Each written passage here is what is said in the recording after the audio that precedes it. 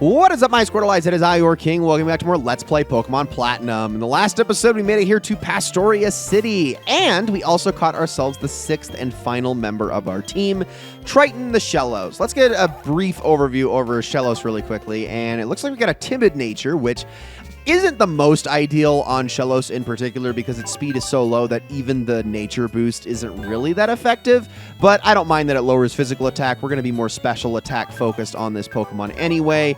I mean, we are going to teach it Dig at some point, but that's not going to be a permanent thing.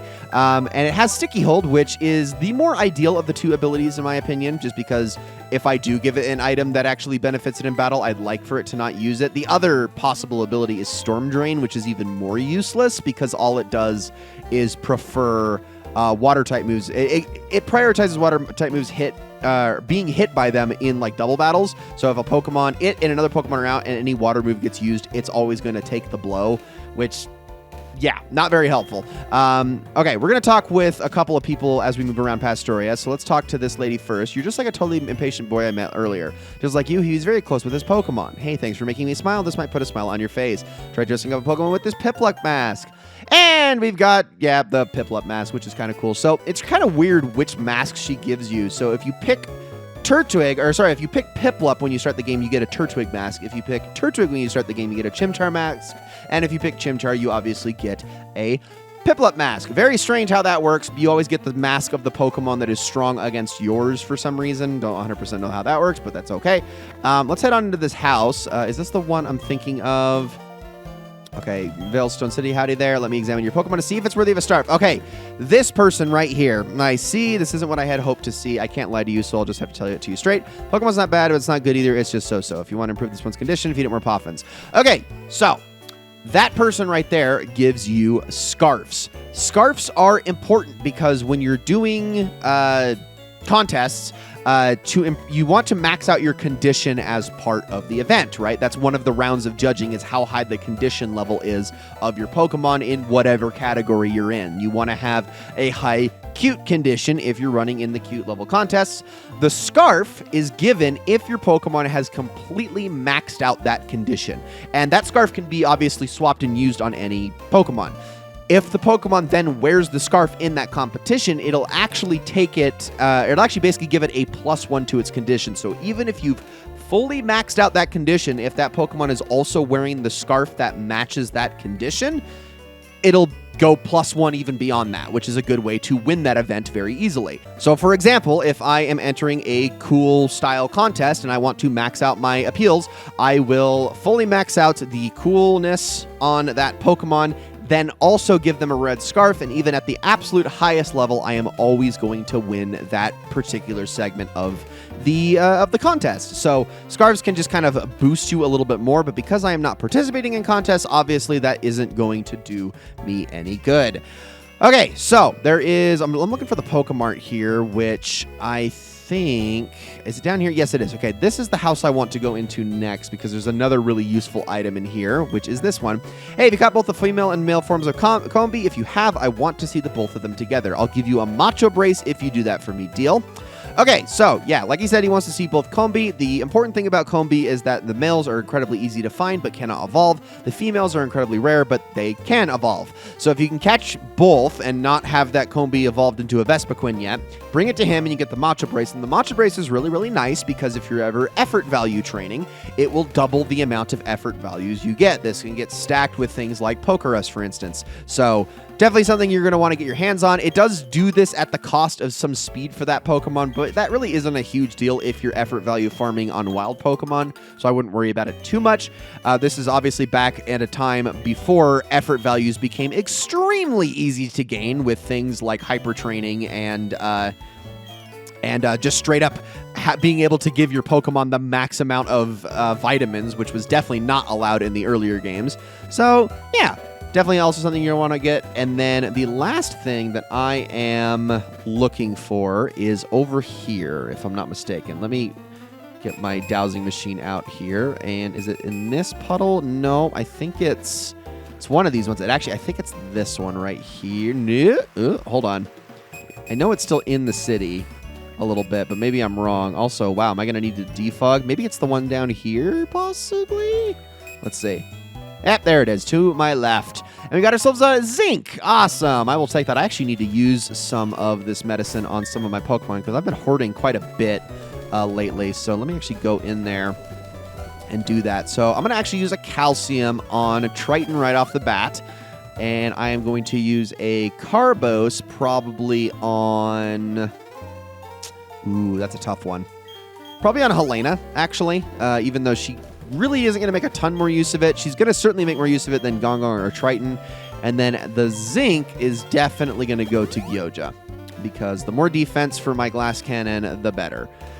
But all right, there we go. That pretty much covers everything that I wanted to cover around here. Now all that remains is, well, the gym. We'll hit up the Pokemon after the gym is done. But yeah, welcome to the Pastoria City Pokemon Gym, leader Crasher Wake. But as soon as we head on over here, what's up, Barry?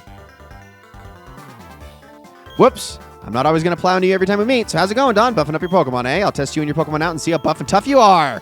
So we're going to be thrown right into a battle right off the bat. Yep, we don't get to go into the gym so easily.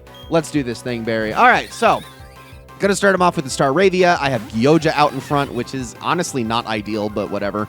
Ooh, and the Intimidate, too. I am actually... Oh, no, I didn't mean to do that. Gosh dang it. I am going to switch here really quickly on over to... Yeah, let's go to Geist. Because Geist will actually be able to deal with whatever whatever flying type move Staravia decides to throw out here. Or it could use Double Team, which, you know, honestly doesn't affect me either because I have Shockwave for exactly that reason. I'm pretty sure Barry's still rocking like the same 4 Pokemon as last time, just at higher levels. Although, if I remember correctly, his Prinplup is at the level where it should be evolved and just isn't for some reason. Don't know what's up with that, Barry. You could easily be throwing out an Empoleon right now, and I would be quaking in my boots. But there you go. Good experience. Triton gets 411. Like I said, Triton is going to be getting a lot of experience here for the next little while, is in dire need of it. So now with Roselia, let's switch on over to Era. And I guess I could just use Fly here. Even though I'm always hesitant to use Fly just because I know it's not the most ideal move to be using, but it still does some pretty darn good damage, and it's a stab move, so why not? See if we can one-shot this thing. Maybe not, but we'll see. Hey, that's what I like to see. Awesome. I definitely underestimated that move. I mean, I think it's also just the hassle. The fact that it's a 2-turn move. I've definitely soured on Fly so much more than I ever had as a kid. So I've just got this hang-up about it. It's like, but it's so annoying to use. I'd rather literally use any other flying move. I'd rather just use Aerial Ace or being attacked twice. But you know, I mean, you're practically invulnerable for that first turn. So I don't even know what my own hang-up is. I really don't. I'm talking myself out of it all of a sudden. Good. I shouldn't have a hang-up about it. It's dumb. Wow. Wow, guys. Wow. The only Pokemon that was actually going to somewhat give me trouble, and you just frickin' one-shot it. Absolutely busted. There we go. All right, and then last but certainly not least is Ponyta. And I'm actually going to switch to Triton for this. I know that he's severely underleveled, but he can do a little... I want to see how much damage he does to this Ponyta in comparison. And I think he should be able to withstand a hit or two because this Ponyta doesn't actually have all that much on it. Oh, I should just use Rain Dance. What am I thinking? That would have been genius because then it would lower... Well, I guess it doesn't stop the stomp damage, but let's see what Water Pulse does here. This is actually going to be halfway decent. Not bad. Let's see, is it going to... Okay, Stomp now. Let's see how much this does. It's probably going to hurt a bit with that Tail Whip. Yeah. Oh, I was hoping I could keep Triton through the entire fight and it could just get all the experience, but probably not happening unless we get the confusion there. Nope. Okay, let's do a swap. Let's switch actually to Era because I know it's going to try to use Stomp again. And then Era can just negate the damage entirely. Yeah, that's what I like to see. Okay, so I am going to actually use Payback because I'm pretty sure the Ponyta's faster. Oh, but then of course you use Growl. You think you're so sly. Well, it actually might survive it now because of that. We'll see. Nope, it didn't. I had a feeling. But there was always the possibility. All right, Triton does hit level 25 off of that. 5 levels to go. I do also have a rare candy in my back pocket, which I am probably going to use when Triton hits level 29. But there we go. Oh yeah, I joined Mr. Wake as an apprentice. Like, I want my own theme song. Well, Crasher Wake is really freaking cool after all. He is a wrestler. So there is that. But okay, I could go back to the Pokemon Center. I still have so many super potions, though. Well, so many. I have so many Moo Moo Milks that I have no qualms using my super potions right now. So let's just head on inside. And welcome to the Pastoria City Gym, everybody. Gym Leader Wake, Crasher Wake, is a master of Water-type Pokemon. I'd say you've got guts if you try to face down Water types with Fire-type or Ground-type Pokemon, but that part I'll leave up to you. Go and have some good battles. So obviously, I am not going to have Gyoja out in front here. We're going to switch with Helena for most of this gym, but Geist is obviously going to be a good flex too. So let's make our way through this place, and this place is incredibly simple. You're going to step on switches to change the water level as you go, thus allowing you to access new areas, but obviously you can only access certain switches by hitting other ones. So we're going to go test the green one after this, but I think we're actually supposed to just kind of go at the level that we're at, but we got Bibarel. Okay. A little bit of a level jump here, too. This is actually where I think the big quote-unquote difficulty spike hits in the game, is right about here, because it's kind of a spike, but it's also not. It'll make sense a little bit later. There are 3 gyms in this game, the 4th, 5th, and 6th, if I'm not mistaken, that are basically interchangeable across the games.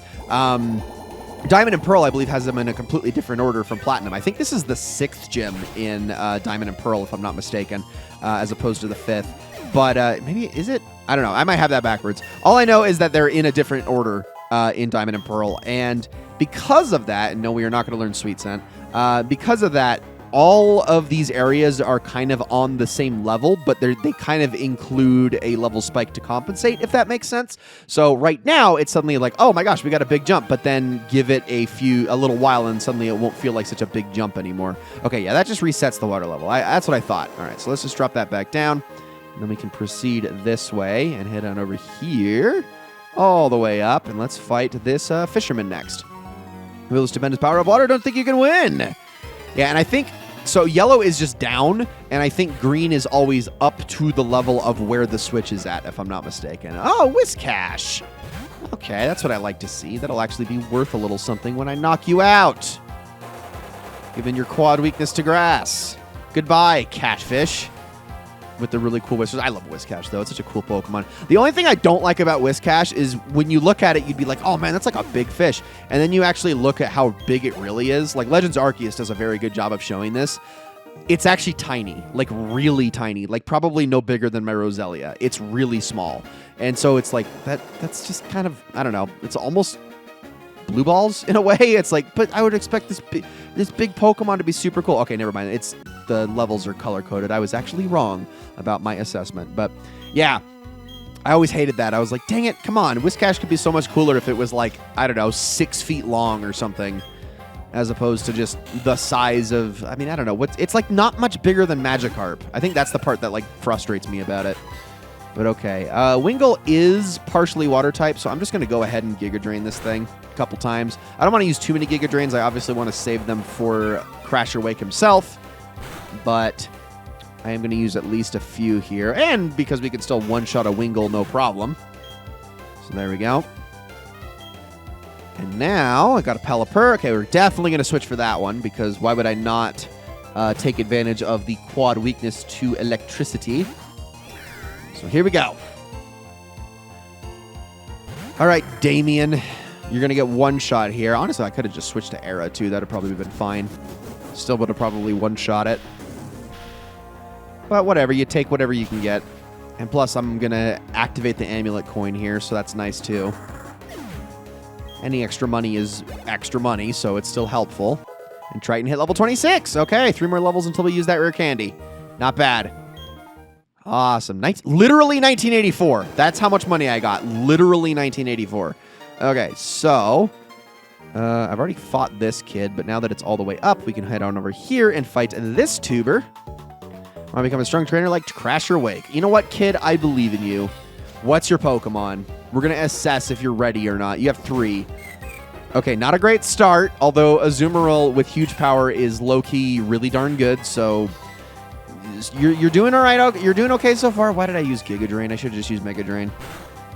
Especially because it's not even weak to grass anyway, and it'd just be a waste. Well, still knocked it out, but I shouldn't be wasting those. All right, and next is Azumarill. Okay, so there we go. I mean, I wouldn't want an entire team of Azumarill. That might be a little hard to be a gym leader with, but hey, it's still really darn good, especially when it gets its fairy typing in a couple generations. Did Azumarill get the fairy typing in Gen 6, or was that added even later? I can't actually remember. I feel like some of the Pokemon that got their fairy typing didn't get them until like Gen 7 or 8, but I could be wrong about that. I could have sworn, though. But there we go. Yeah, no, Azumarill's a good Pokemon. Again, if you have huge power. Otherwise, not so much. Oh, here comes Double Edge. Oh, here comes Double Edge. Okay, that's going to hurt. Honestly, not as much as I thought it was going to hurt, though. All right, let's Mega Drain you, get some health back. And then let's see, are you going to throw out Meryl next? Because if that's the case, I might switch to Geist again. Well, the Tuber kids really don't have any money on them anyway, so it's not like I really need the Amulet Coin, but let's just, okay, let's switch on over to, let's go to Era. Yeah, I like that. I like that choice a lot. And I think this is probably going to end up being the last fight of the video, too, and then we'll actually Battle Crash or Wake in the next one. But we got the grand tour of Pastoria in this episode, so it's not like we didn't accomplish a lot. But we still have a couple trainers left, I think, in this gym. Maybe, actually, we might just have one now that I think about it, but before we actually fight Crash or Wake, of course. There goes the Bubble Beam. Not bad. And then another Shockwave, and that should knock you out. And that should also put an end to this episode. But there we go. And down goes you. And ladies and gentlemen, that is going to be it for this episode of Let's Play Pokemon Platinum. Thank you all so very much for watching. I hope you all enjoyed this episode very, very much, and I will see you all in the next one.